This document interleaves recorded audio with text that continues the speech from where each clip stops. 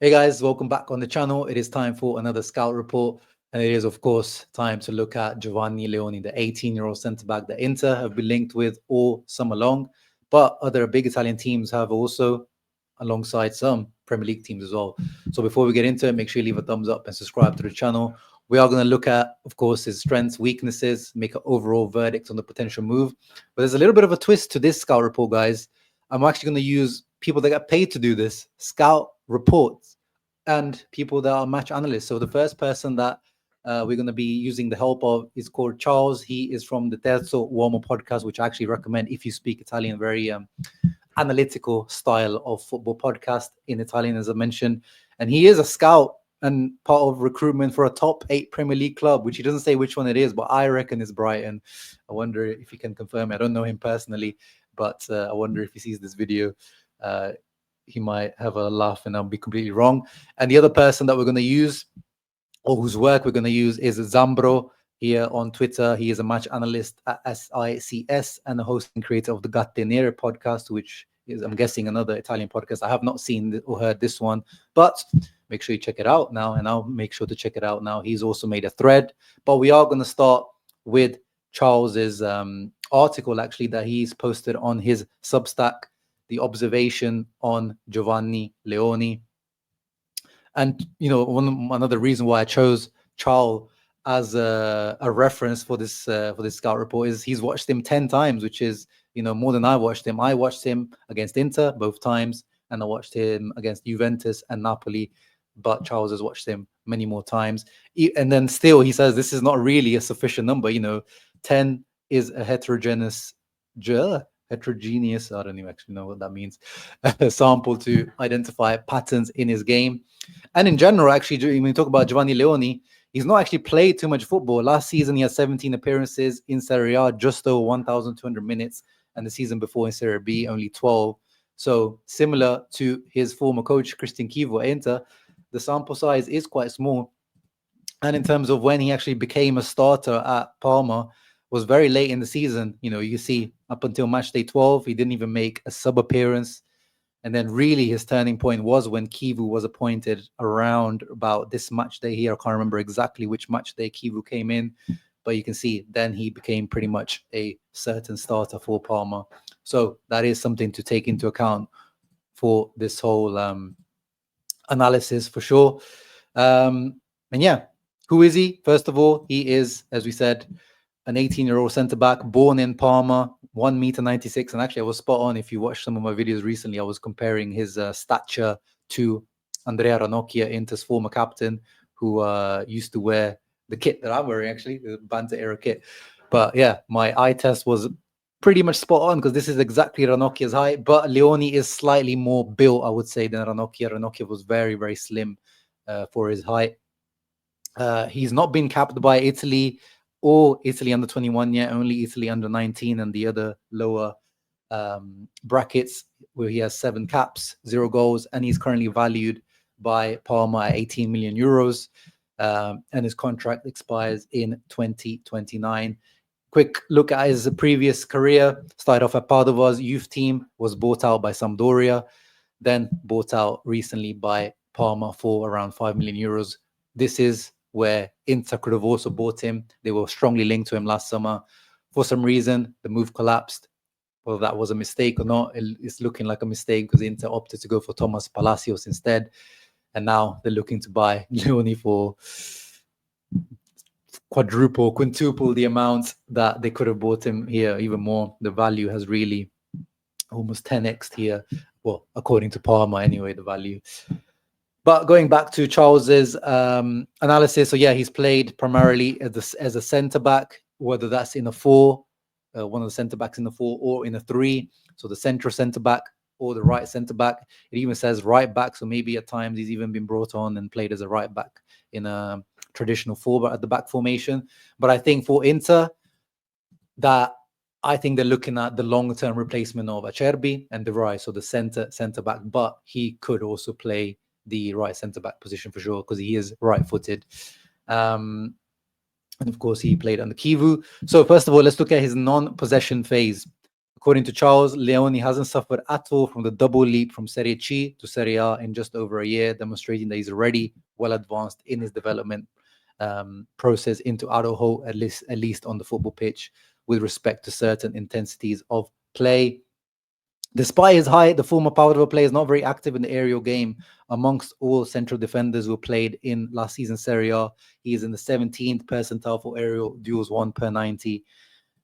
Which corresponds to 63% of aerial duels attempted. So this is one thing you'll see when we go to the FB of Leoni.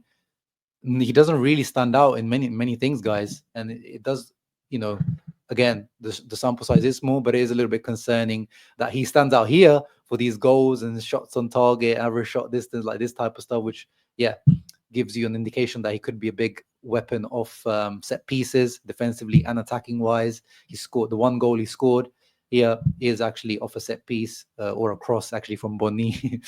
But apart from that, passing side, I mean, we'll get into it. He doesn't stand out at all.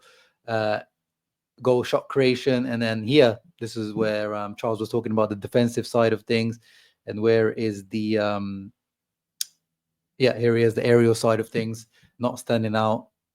He doesn't lose many aerials, but not involved as you might think that he is for his height. But yeah, here is the header they scored against Cali, the one I was talking about.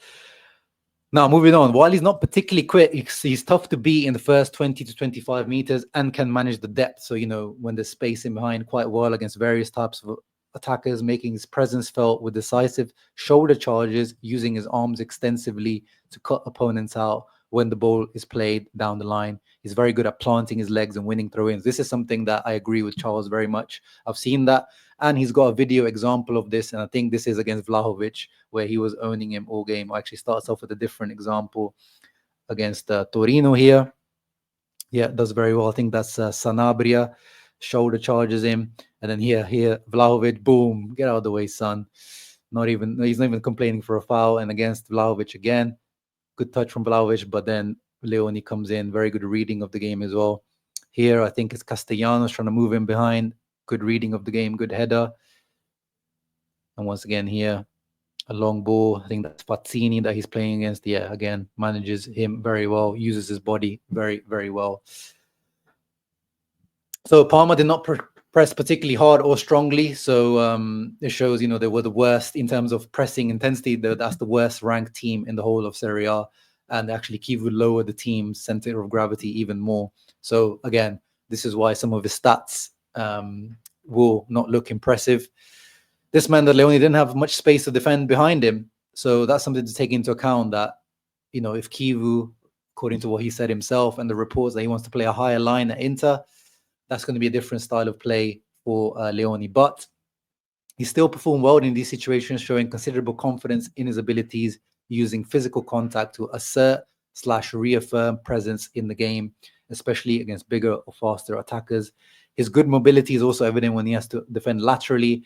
He has no problem following the attackers who open up towards the wings. Yeah, this is one of my concerns that I had, the lateral movement.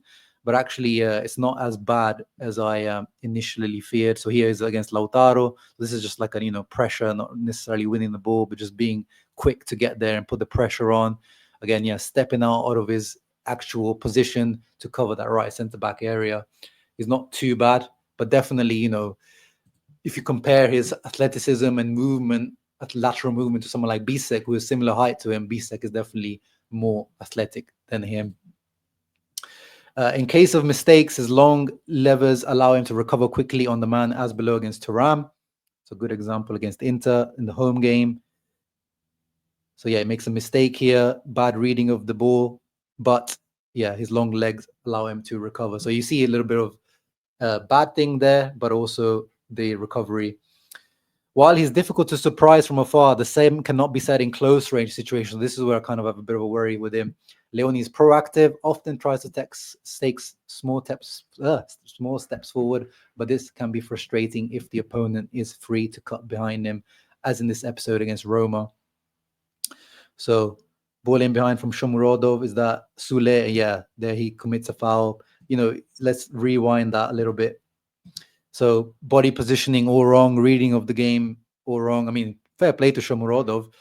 the space here. You wouldn't really expect him to try and pass here, but fair play, very good pass. But yeah, mistake and then another mistake to give the penalty away. But again, we are talking about an 18-year-old centre-back, and if you're expecting an 18-year-old centre-back to have 0 mistakes in this game, you're watching the wrong sport.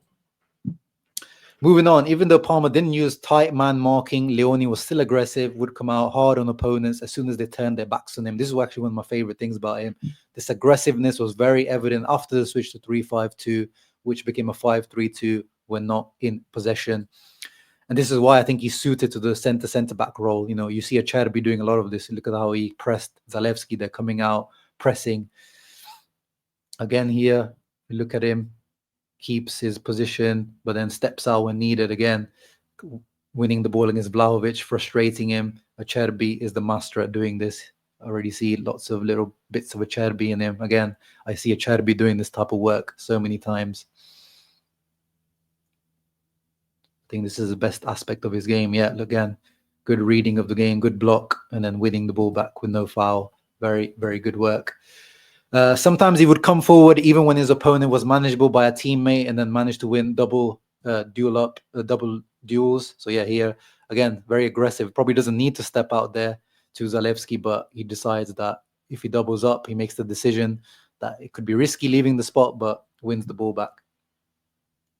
Here's another example how effective he is doubling up, but in a defensive situation. Jazi, again, initially the player gets away from him down the line, but he does recover well. So you see a little bit of a mistake when he initially lets him go, too eager there, but then recovers, uses his long legs and gets back into position.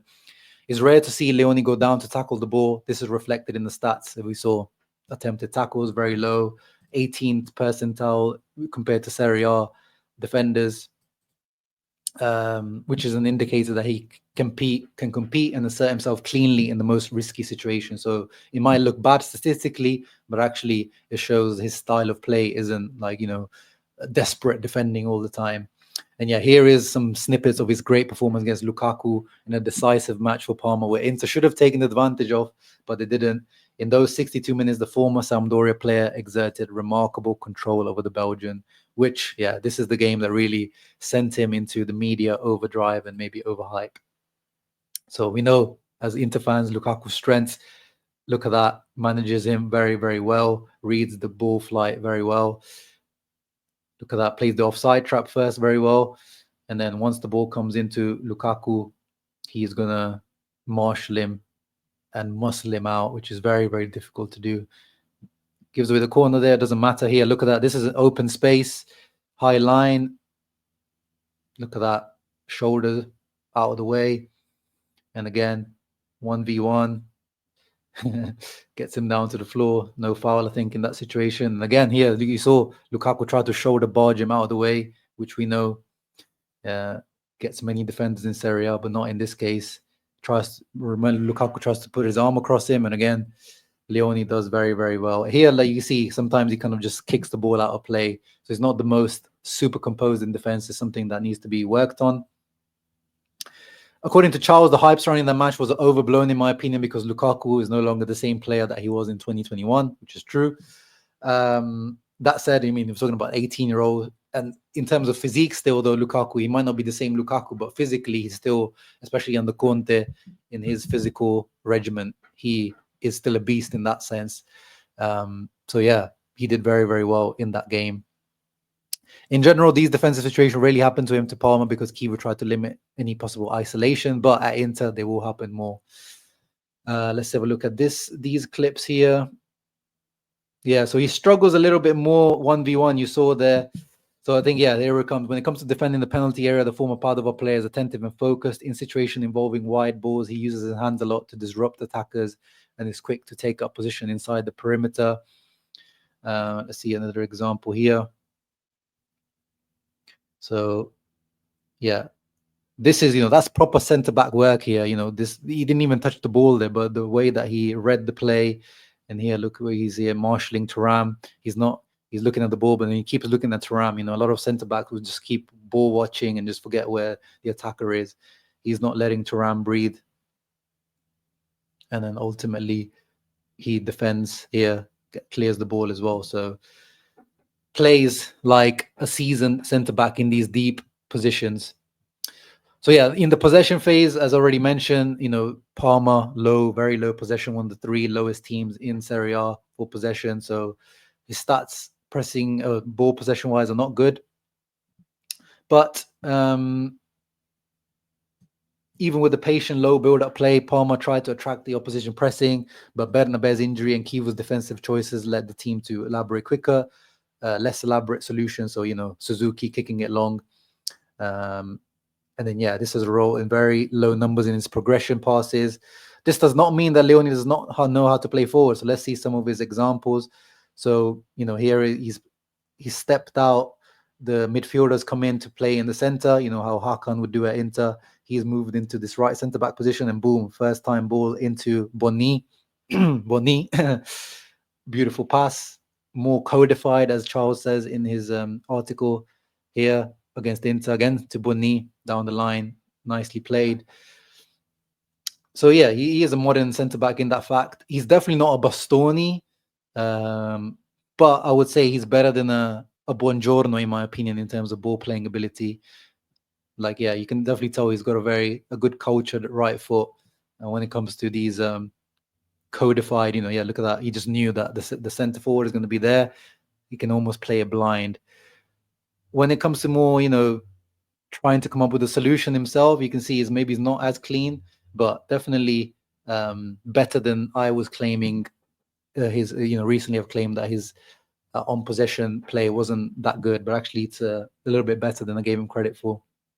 When he can look forward, he's capable of creating a nice turning effect when he passes, should he want to serve a teammate that is well positioned. So again, look where he is, coming up in the right centre-back position. Boom, straight into the gap between Inter's midfield and defence. Very well done, something that Pavard and Bisek both are good at doing. But in general, he had very few opportunities to support the attack because, they had a very low center of gravity. One thing that he's definitely going to have to move forward in or improve in is creating numerical superiority through dribbling. Again, his body type isn't made for that. But as Charles says here, there was one move against Parma where Parma against Juve with Parma that he liked, where he saw the space behind Colomwani. But apart from that, he really doesn't do much of this. So you can see here, receives the ball. There's all this empty space here. So first he goes wide, then he receives the ball back.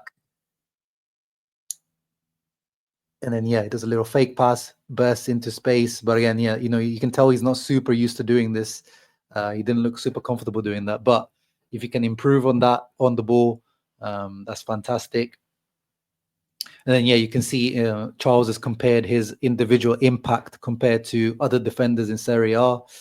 And he's not standing out again compared to a lot of his counterparts. He stands out in percentage of duels won and spends aerial duel ones, blocked passes and shots, clearances, etc. But we already talked about how it doesn't really stand out. But his conclusion here is that, bought for 5 million euros a year ago, there are conditions for a large capital gain for Parma. Looking at the competitive situation in our league, Inter and Milan seems to be in pole position. However, his stay at Parma under the equally young Carlos Cuesta, who used to work at Arsenal, shouldn't be ruled out. I have various doubts about the two Milanese context of how they would be able to integrate a player with so little playing time behind him in Serie A, who absolutely needs to play regularly and perhaps overcome a series of mistakes in his development. In any case, Leoni is a figure among the new Italian generation of defenders. Will be interesting to follow. 100%. Thank you for that, Charles. Let's move on to Zambro's thread. So he covers quickly who he is, his kind of background, his heat map. If you're interested, you can see a lot of in the center, but then also right center back position or even right back we saw. Again, Zambro analyzes or makes sure to point out that he's been mainly used defensively, not much. He's not been really allowed to push forward. Talks about how he doesn't stand out in any of the passing statistics. His long ball ability, according to him, is below average, but let's contextualize is with the tactical setup of Parma. So yeah, what we talked about, but here he is showing some aspects of his aerial play that, he shows where he's really good in the air. You saw that in the corner there. This is the goal that he scored against Cagliari. Again here, showing his aerial prowess. This was from Serie B. This is a clip from Sampdoria as well. Let's have a look how he does here. Yeah, so in general, he's, for this height, he knows how to use it. And here, some more analysis of how he helps in the defensive transition. So, he's not the quickest, but look, he does cover up ground well to get back into position. Let's have a look at another example here. Over here, long ball in behind. Leoni reads it well. You can see his body was already positioned for that. This is in Serie B again. This is another Serie B one. Here he is covering for his centre back. Look, he keeps looking behind, making sure that he is ready to cover. Again, counter-attacking opposition here, reads the game well. So, he's not even getting involved. This is a very interesting clips because he's not actually even involved in the clips. He's just showing his propensity on how he reads the game and how he covers. He's already looking like an experienced centre-back, the way he moves. Let's take a look here. Oh, in this one, he's quite high up, but he looks to get back quickly and get back into position, cover. And there it looks like he probably got a block in. Here he makes a little mistake on the ball. Let's see how he recovers. He's not, you can see he's not the quickest. He's not dying to get back there. Exactly. So I'm not sure.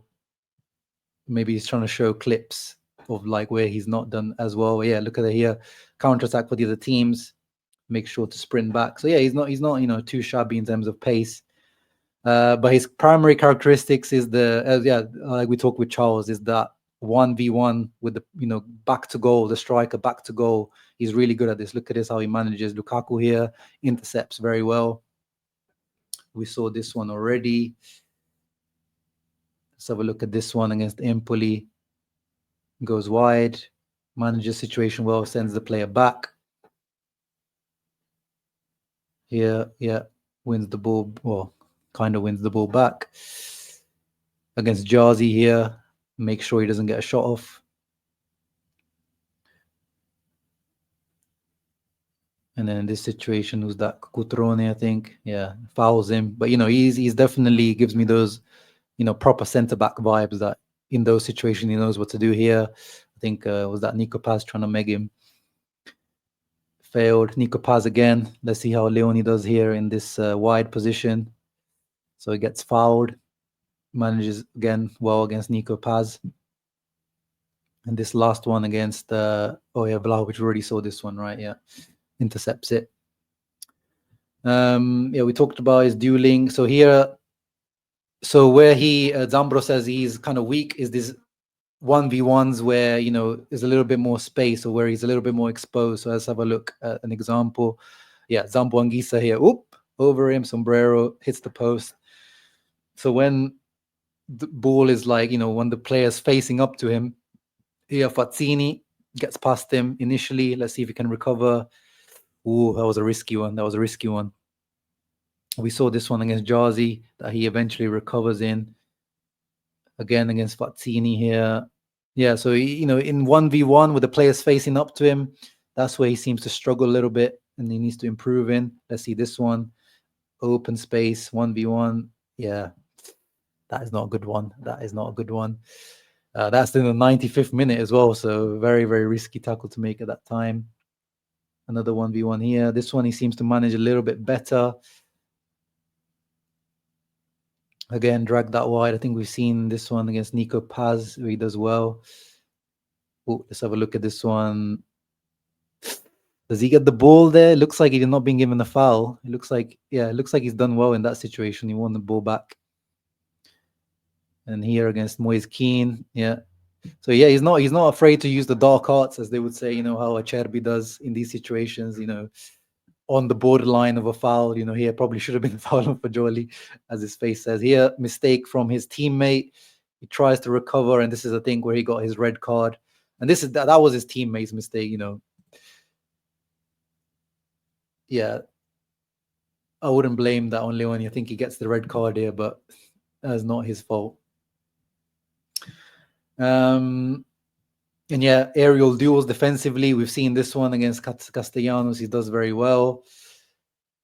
So in terms of Inter, he says if there will be an agreement, he will be expected to play in a higher defensive line. In this, you can see he is an aggressive defender around the whole pitch, and he doesn't let the attackers turn. So he's always very aggressive when with the strikers. Because that he's not afraid to really step out of the defensive line. And yeah, Zambro's final verdict is surely a young profile with potential that needs to improve, in some aspects, especially with the 1v1 and in terms of on the ball. The price is a little bit high, but possible investment. So yeah, it's you can see he's not the finished article. He is not the, as I said, in terms of if I compare him to the recent Italian talents that have come out, like a Buongiorno, who really stand out to me in his aggressiveness, in his duel winning, with his grinta. Bastoni obviously stands out with his ball playing ability, then improved in all the other aspects. Leoni's obviously has this aerial duel ability and his reading of the game already at this age that stands out, but physically he doesn't stand out too much, and on the ball we haven't really seen the best of him. But if Christian Kivu is the one requesting him, who has already worked with him, we're talking about 18-year-old centre back, we are in that frame of mind of what is he worth to you in the future. So he's definitely not worth 30-40 million right now, Giovanni Leoni. I'll be real. This guy is not going to come in and I don't think he's going to take, unless Inter make the decision that you bring him in and you bench one of Acerbi and De Vrij to help him develop.